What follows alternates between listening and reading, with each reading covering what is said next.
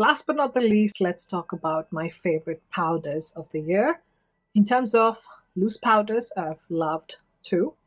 One is the Huda Beauty Easy Bake Powder. The shade I use is Banana Bread. This has been a staple for my under eyes for years now. So all I do is quickly take some on the lid, get a sponge, take some powder on it, and then lightly dab under my eyes. It's quickly brightened up and freshened up my face. I tend to use that mostly just on my under eyes. And on the rest of my face, I really enjoy the Danessa Myricks Evolution powders. I can use either the translucent or the yellow one. I'm almost out of this, but I do have a backup ready.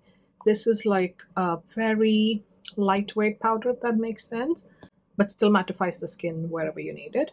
So I'm going to try and get some out from here. So I'm going to just maybe do the chin. See, mattifies the skin, but without looking heavy or cakey on the skin, if that makes sense.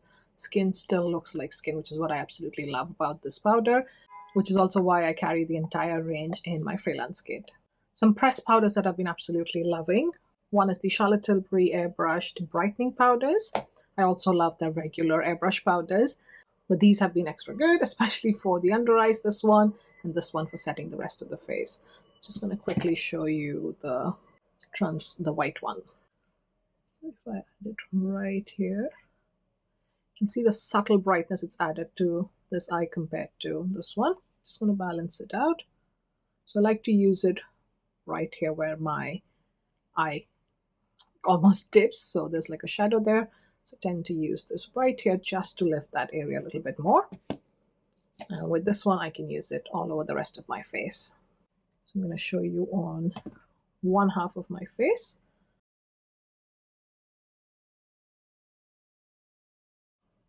There you go. So it's instantly mattified the skin and looks really perfected. Another powder that I've absolutely loved, especially in my freelance kit, is the Fenty Beauty Translucent Powder. The Fenty one is amazing at creating more of a matte finish on the skin and works across all skin tones. This is perfect, like a one powder for touch-up for all skin tones. I'm going to quickly show you on the other half of my face. I've got the powder, that's quite a lot. Just quickly apply it on this half of my face.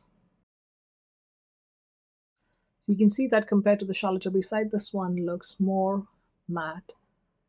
I hope you can see that on camera as well. I'm going to quickly mattify my nose as well, why not? Last but not the least, the powder that I really love, not for setting, but more as a finishing powder to create glow back into the skin, are the powders by Hourglass. So this palette is just for an example. This shade right here, Dim Light, works really well if you have a skin tone similar to mine, or they also have shades deeper and lighter depending on your skin tone that you can grab one.